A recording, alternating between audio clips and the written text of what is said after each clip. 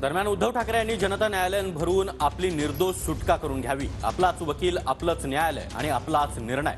मनसेचे नेते संदीप देशपांडे यांच्याकडून उद्धव ठाकरे यांच्या महापत्रकार परिषदेची खिल्ली उडवण्यात आली आहे। आपल्यावरील दाखल केसेसवर शाखेमध्ये जनता न्यायालय भरवा असा टोला देशपांडे यांनी लगावला।